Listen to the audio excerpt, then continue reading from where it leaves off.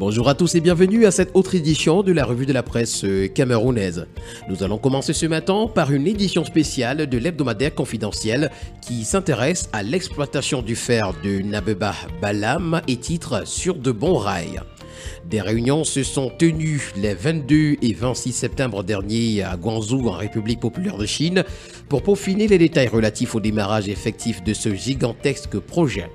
Y prenait part l'État congolais par le truchement de son ministre d'État en charge des industries minières et de la géologie, le consortium chinois et Bestway Finance Limited. Les échanges qui ont été très fructueux et concluants portaient sur le projet d'exploitation du fer de Avima, Badondo, Nabeba et Balam.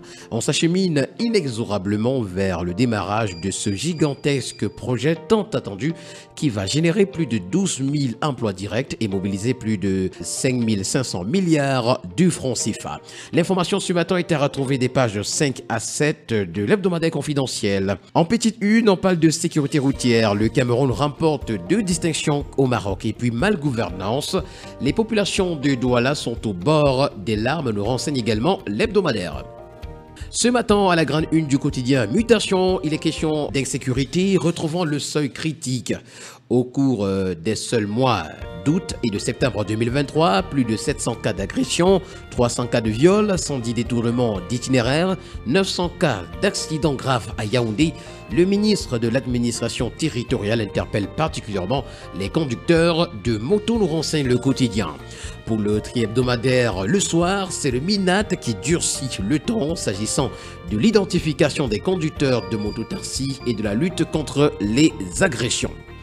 Ce matin, le quotidien national bilingue Cameroun Tribune en parle également lorsqu'il indique à sa page de présentation « Activité de mototaxi, la chasse aux brigands ». Plus de 700 agressions, 300 viols, 110 détournements d'itinéraires et 900 accidents graves signalés entre août et septembre 2023 d'après le ministre de l'administration territoriale.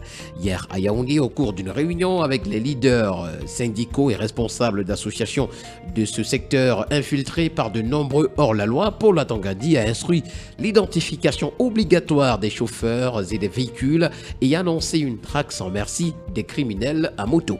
L'information ce matin est à retrouver des pages 4 à 5.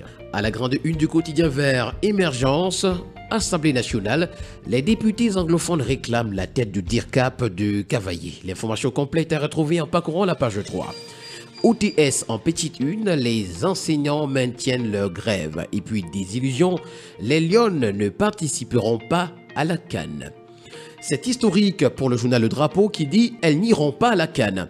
Les Lions indomptables ne participeront pas à la phase finale de la Coupe d'Afrique des Nations féminines prévue au Maroc en 2024.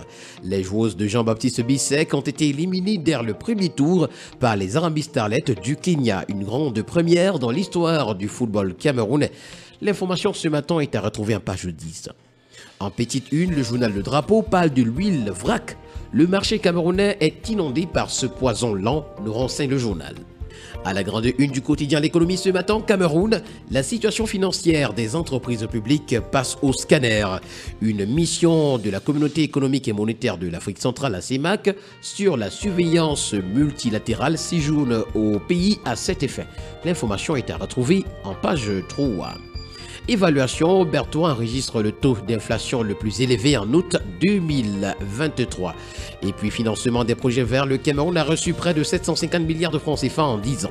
Le tri hebdomadaire L'Heure du Sahel qui nous amène à Garoua ce matin nous fait savoir que dans cette localité, le Lamido fait arrêter un Lawanais de 93 ans et sa fils. Route Bogopous en petite une, le démarrage des travaux est annoncé. À Damawa, le colonel Armand Beyem et Banga est en mission commandée et puis Marois, les morts cherchent une dernière demeure décente.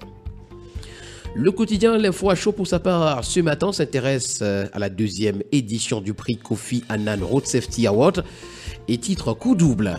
D'après le journal ce matin, le Cameroun remporte 2 distinctions internationales à Marrakech au Maroc lors de la 2e édition du prestigieux Kofi Annan Road Safety Award organisé du 25 au 26 septembre 2023 par l'envoyé spécial du secrétaire général de l'Organisation des Nations Unies chargé de la sécurité routière.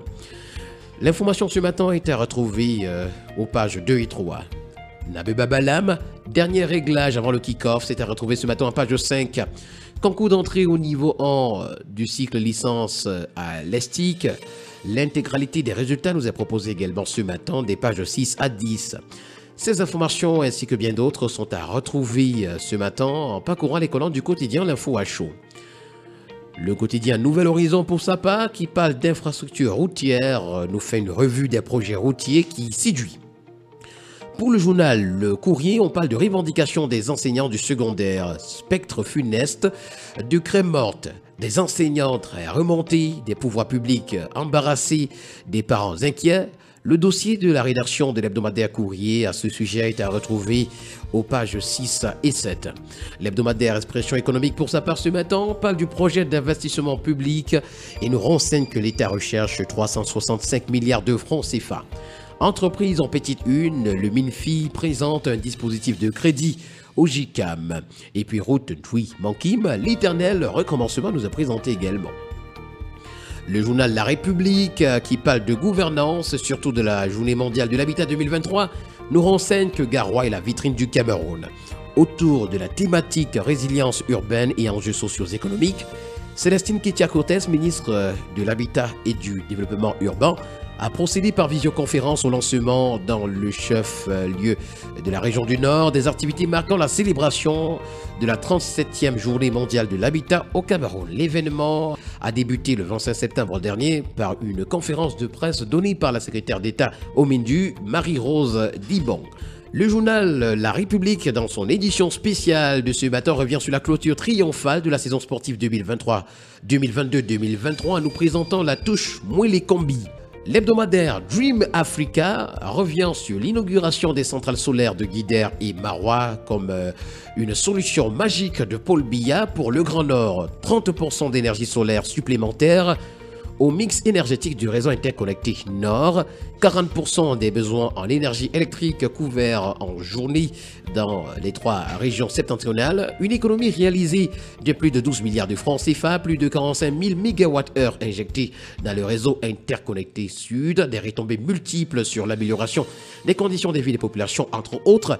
Toutes ces informations ce matin sont à retrouver en parcourant les colonnes de l'hebdomadaire Dream Africa. Et puis terminons ce matin avec le journal Les Indomptables qui fait un gros plan sur Prince Théophile Kouendjé, un homme d'exception au service de la nation. Mesdames et messieurs, voilà qui met en terme à cette autre sortie de la revue de la presse camerounaise. On se retrouve demain pour le même exercice. D'ici là, portez-vous bien, mais surtout n'oubliez pas qu'acheter un journal, c'est participer significativement à l'édification d'une société libre et transparente.